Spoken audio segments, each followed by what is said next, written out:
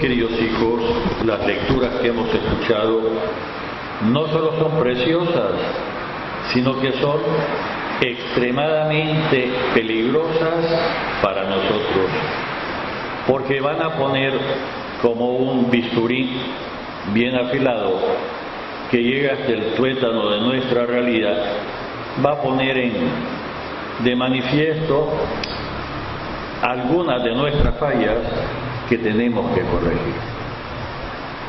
Hago la advertencia que cuando uno predica, uno ve partes de la Sagrada Escritura, parte del mensaje, no ve la totalidad del mensaje, luego necesita completarse, complementarse. Además, ya lo decía San Pablo, van a comenzarse las clases muy recientemente. Hay, por decirlo así, graduación en la conciencia. Si alguien no entiende, por favor que pregunte luego, después de reflexionar. La primera lectura tomada del libro de Samuel pone de relieve una falla muy fuerte y muy arraigada en nosotros, en todos los niveles y en todos los estratos sociales, económicos, políticos, que no deja de tener un tinte de magia y mucho de idolatría. ¿Qué nos relata la lectura? Una vez más, el pueblo de Israel está en lucha. Problema del pueblo de Israel, tenemos que imaginarnos el mapa. Hacia el extremo este del mar Mediterráneo se hace una franja y el pueblo de Israel está en la ruta de las caravanas entre Egipto y Mesopotamia, por donde hay que pasar. Lo demás es desierto. Es problema geopolítico. Y vienen los filisteos, al parecer son de raza griega, hablando no solo de la península griega, sino de cuando se habla de la Magna Grecia, que tiene Asia Menor, donde estaba París, Troya, y todas estas islas. Y como vienen del mar, se afinjan en una franja del mar. Hoy sigue siendo problemática esa misma franja, la famosa franja de Gaza. Y entran en pugna. ¿Y qué pelean? Pelean la tierra y pelean el predominio y pelean las rutas de comercio y pelean, poquito después, también las riquezas que hay por ahí. Las guerras en ese entonces no se hacían como se hacen ahora, más bien se alineaban los ejércitos y antes de que comenzaran a pelear los dos eran entre los caudillos y se retaban unos a otros, como los pleitos algunas veces de chavalos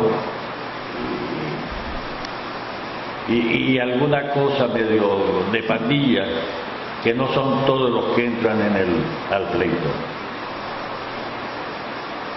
Tienen un encuentro y les va mal a los de Israel, le va mal. Y deciden, los ancianos, los prudentes, los que mandan, deciden por sí, ante sí, sin consultar a nadie, sin preguntarle a Dios qué es lo que desea. Deciden traerse del santuario de Silo el arca de la alianza,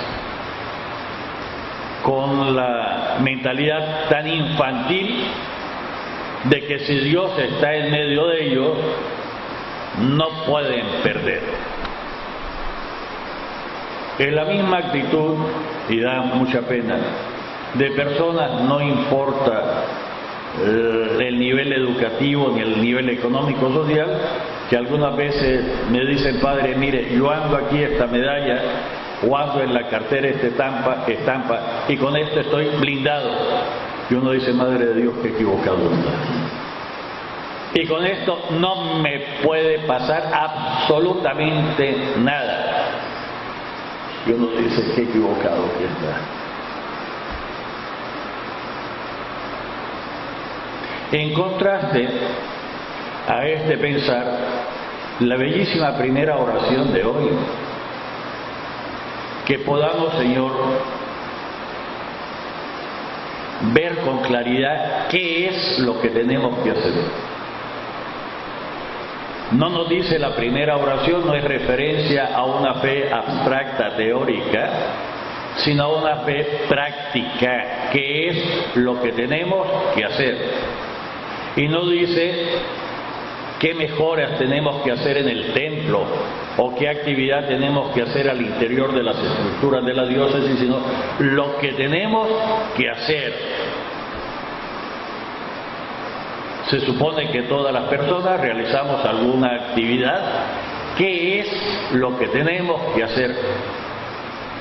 No solo es tener presente cuáles son los retos de nuestra Nicaragua actual, o si quieren, de nuestro León de hoy, sino qué es lo que tengo que hacer. Y además que me dé la fuerza y el valor para hacerlo. Porque si no, me quedo en que digo que veo la realidad, no la contrasto además porque yo tengo la razón, y en vez de hacer lo que tengo que hacer, me dedico al chisme. Y es chisme cuando me quejo de algo y no comprometo mi persona a la solución de eso que digo que veo con claridad. Otra cosa es que ande buscando por dónde hay que ir, que ande buscando la luz. Pero si en mi conciencia ya sé qué es lo que hay que hacer, no solo es una cobardía el no hacer lo que me toca, sino algo peor,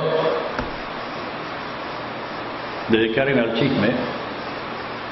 Viene Santiago inmediatamente a decirme que cuide la lengua, y viene el actual Papa que con síntesis geniales nos ha dicho que el chisme destruye a la sociedad, destruye al mundo. Padre, pero yo no soy nadie chismoso. Chismoso es el vecino, yo nunca soy chismoso.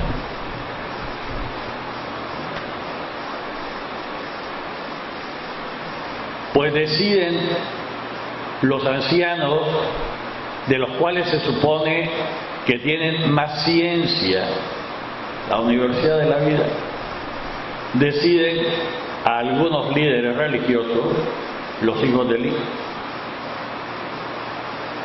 Ya está, vamos al santuario, nos traemos el arca de la alianza y con eso estamos blindados. Y si la primera referencia, lo que me viene a la mente, es la persona que me enseña la medallita o que me enseña el rosario que cuelga en el cuello, que no sé si lo reza, o la estampita que anda en la cartera, incluso en otro tiempo llamaban la Magnífica, canto de la Virgen, y con eso supone que están, no sé, absolutamente blindados, que nada les puede pasar, ni nada les puede ocurrir.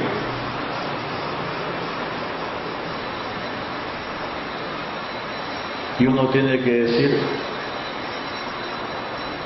qué equivocado que estás, y al mismo tiempo respetar el nivel de fe que tiene, el nivel de conciencia que tiene, porque si las cosas se estiran rápidamente, hasta se quiebran, se dañan. No se le puede poner carburo a la maduración propia, incluso en la fe. Qué equivocado está. Padre, y en mi casa puse tal imagen y eso nos protege absolutamente de todo y no nos puede pasar nada. No dejes abierta la puerta porque te van a robar.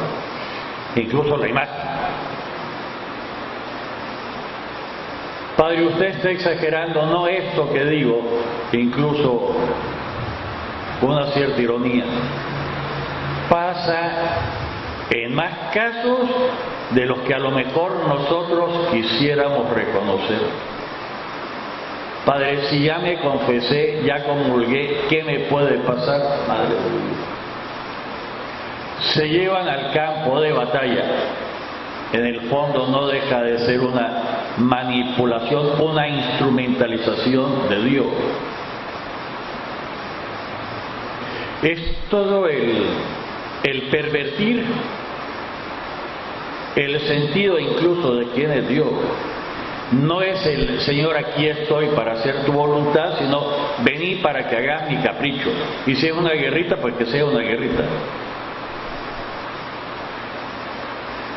Padre, ¿qué está diciendo?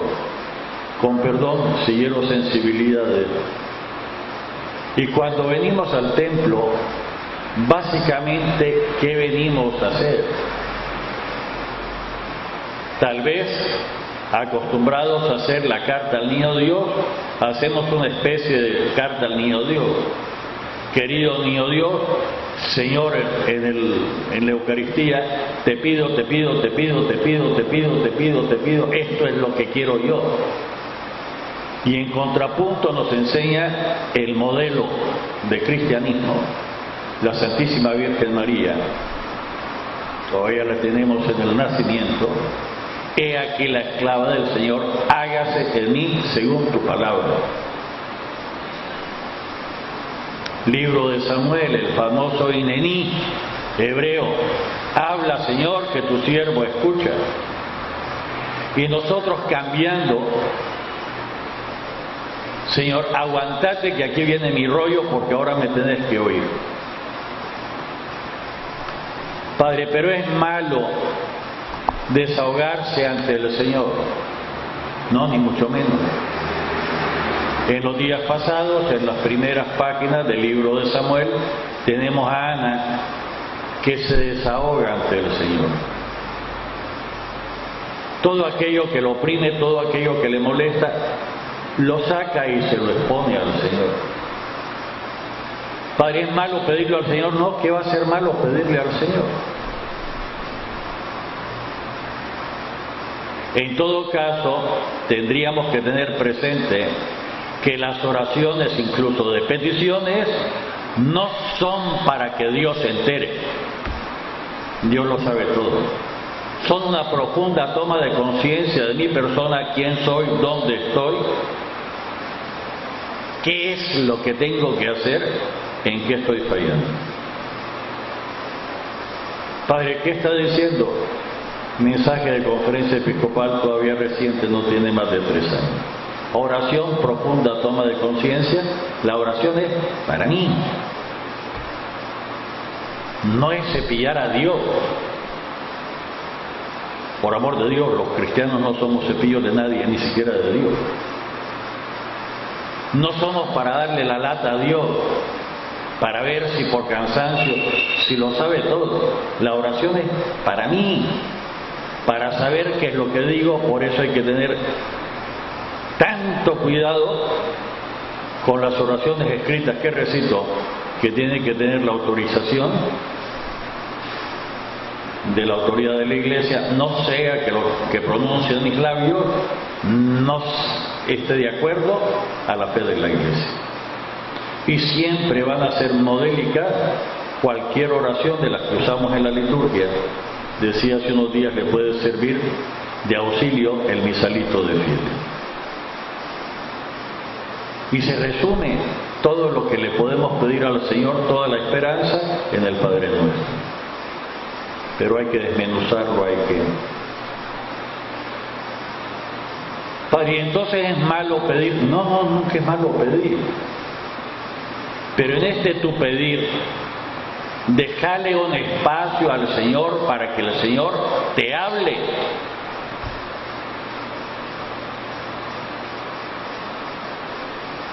Deja un silencio para que en el silencio de tu oración puedas escuchar la respuesta, lo que el Señor te pide. Y si no estás acostumbrado a hacer silencio, sabe que la voluntad del Señor, el plan de Dios, el anuncio de Dios, está inscrito en toda realidad, las buenas y las malas. De tal forma que un día a otro día le transmite un mensaje y incluso aunque no pronuncien, a todo el mundo llega su enseñanza, llega su clamor. Padre, pero usted dijo que hasta en las cosas malas, claro. O por afirmación de lo positivo, o por negación de lo positivo, por contraste.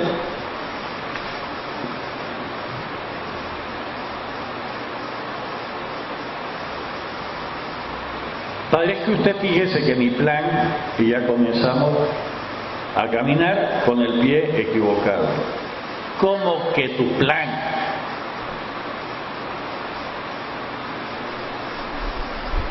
Padre, es que yo tengo proyectado. ¿Cómo que tenés proyectado? ¿No te decís seguidor de Jesús, cristiano, seguidor las huellas del Señor? ¿Por qué no comenzaste? Estoy buscando lo que el Señor quiere de mí, voy encontrando que el Señor me va pidiendo tal cosa, y entonces ya estamos hablando bien.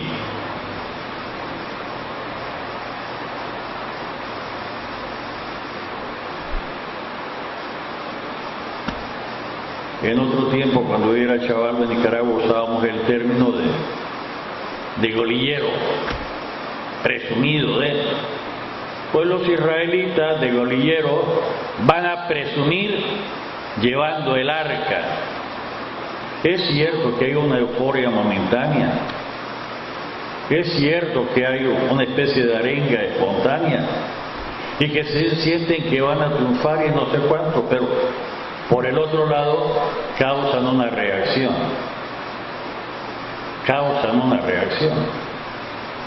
Y los filisteos dicen, después de asustarse un poco, pues luchemos como hombres para no perder la libertad y convertirnos en sirvientes de los israelitas. Y ese día, la derrota que tiene el pueblo de Israel no solo es oprobiosa, está indicado en la paja, es una forma muy especial de hablar de la Sagrada Escritura, sino que incluso pierden el arca de la alianza, que se va como trofeo de los filisteos. Y quien habla de la medallita, habla de la estampita, ¿quién anda con la Biblia por ahí? Si la Biblia no es para presumir, la Biblia no es un arma, la Biblia es la palabra de Dios escrita que tiene que serse vida en nuestras existencias. ¿Cómo cambiarían nuestras realidades?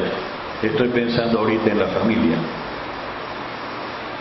Si en familia, alguna vez en el día o en la semana, juntos pensaran y pidieran al Señor, ¿qué querés que hagamos nosotros? Padre, ¿qué está diciendo si nuestras costumbres es que en la práctica somos ateos? Comenzamos a jalar sin que nos importe Dios. Decidimos casarnos o no casarnos y comenzar a vivir como marido y mujer sin que Dios tenga parte. Incluso los que se dicen cumplidores se casan y hacen su proyecto de planificar, porque es su proyecto, es su plan. Y las condiciones que algunas veces ponen antes del matrimonio, que en la práctica hacen que ni siquiera sea sacramento. Caso de nulidades de matrimonio nulo. Padre, ¿qué dice? Seamos honestos y reconozcamos nuestra auténtica realidad.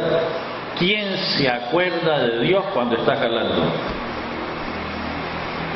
¿Quién tiene presente que la vida del matrimonio es una auténtica vocación como la es la vocación a la vida religiosa? ¿Quién tiene presente que en el plan de Dios, a los que le da la vocación al matrimonio, hay una chavala o un chavalo concreto con el que deberían de casarse? Padre, está exagerando. Quiten el libro de Tobías, donde San Rafael Arcángel le enseña al joven Tobías con quién tiene que casarse y cómo tiene que pasar incluso la noche. ¿O no es cierto? Y presumimos tantas veces de que la Sagrada Escritura, que nos regimos por la Sagrada Escritura, y en la práctica no nos importa nada, excepto para armas, para pelear con los demás. Es en la práctica concreta donde nos hacemos no solo ateos, sino que nos hacemos idólatras, y no solo idólatras, nos hacemos dedicados a la magia. Y ahora le voy a rezar a no sé quién, o voy a abrir la Escritura a ver en suerte, lo que me toque, voy a recitar tal salmo y ya arreglé todo. ¿Quién te pervirtió la mente? ¿Quién te pervirtió la mente? Y claro, luego nuestro hablar con el Señor es un lamento, ojalá fuera el lamento boricano, tristísimo, que recoge hoy este bellísimo salmo responsorial. Salmo 43. Ahora nos rechazas y nos avergüenzas. Ya no sale, Señor, con nuestras tropas. Nos hace dar la espalda al enemigo y nos saquean aquellos que nos odian. Nos has hecho objeto del escarnio. La sinvergüenzada con que vivimos y queremos maquillar de cristianismo es lo que se pone de manifiesto.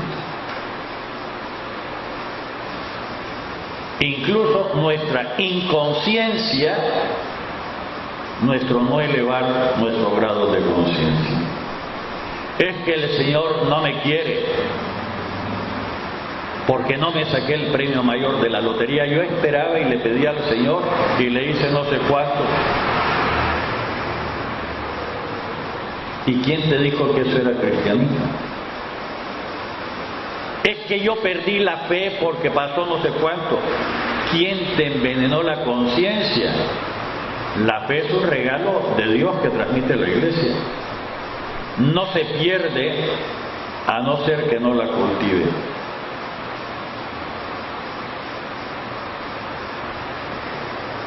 Padre, es que yo tengo la esperanza de que me voy a sacar 10 millones de dólares. Y uno con ironía tendría que decirle, total, si se lo vas a pedir al Señor, ¿por qué no le pedís 10.000 millones de dólares? Total, para el Señor es lo mismo 10 millones que 10.000. ¿O no es cierto? ¿Y quién nos envenena la conciencia? ¿Y quién pervierte nuestra relación con el Señor? Ay, Padre, si viera usted cuánto oro yo, ¿qué vas a orar?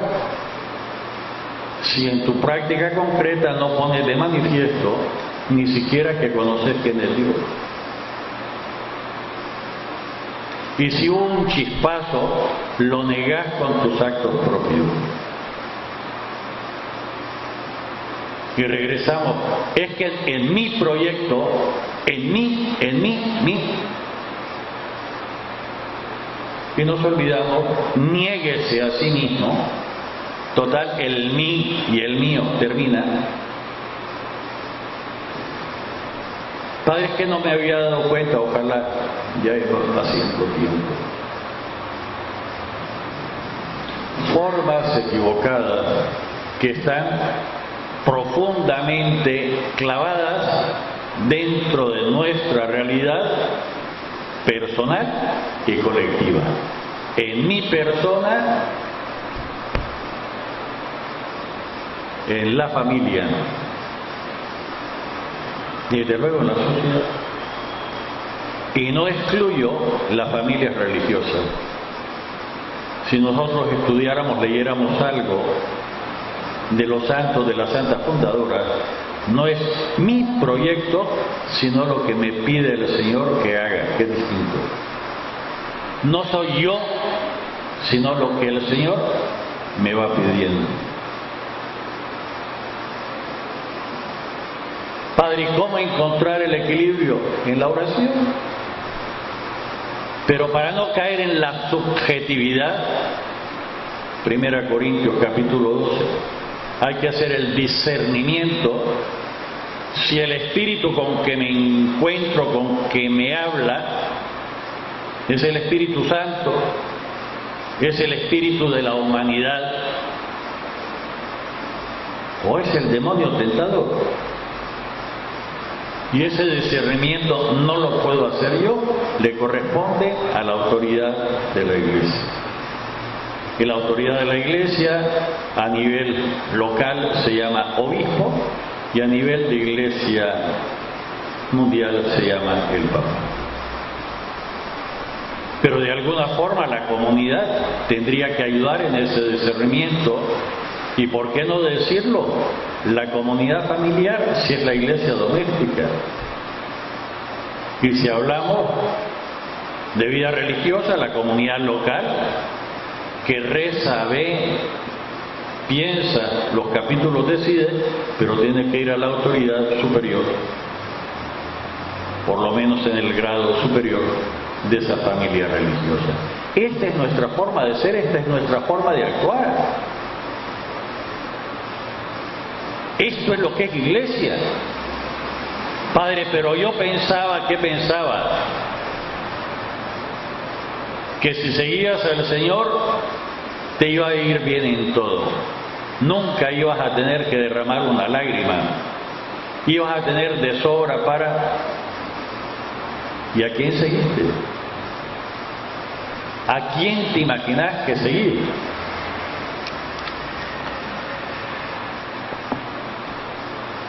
Las ideologías.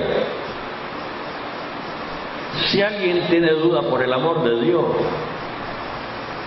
este es nuestro emblema. A esta persona concreta seguimos. Y la cruz es nuestro emblema. Y la cruz no es una cama de plumas de agua, sino la cruz es cruz. Niéguese a sí mismo, tome su cruz de cada día y que me siga. Nosotros normalmente le decimos al Señor, seguime, apóyame. Padre, ¿y entonces cómo tendría que ser? Este peligrosísimo y bellísimo Evangelio de hoy nos da el contrapunto. Está tomado de San Marcos. Para los que nos siguen por internet, el Evangelio, la primera lectura estaba tomada del primer libro de Samuel, capítulo 4, versos del 1 al 11. Cuando hacen su plan, instrumentalizan a Dios hasta pierden el arca de la alianza. El salmo de lo que recoge nuestras, cuando no seguimos al Señor, es el Salmo 43. Y el bellísimo Evangelio, contrapunto, es, según Marcos, capítulo 1, versos del 40 al 45. En aquel tiempo, se le acercó a Jesús un leproso para suplicarle de rodillas: si tú quieres,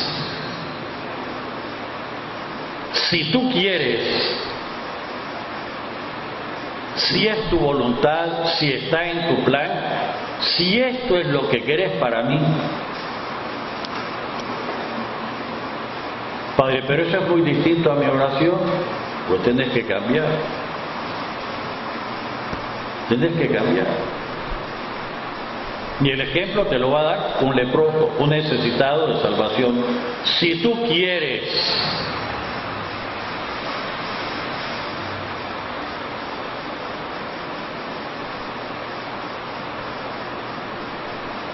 si tú quieres, Señor,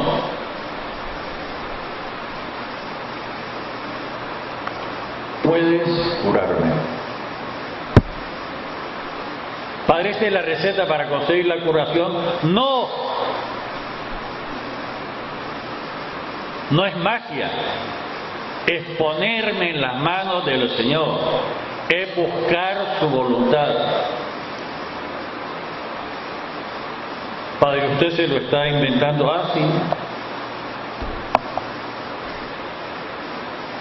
Señor, si es posible que pase de mí este cáliz sin beberlo, pero que no se haga mi voluntad, que se haga la tuya.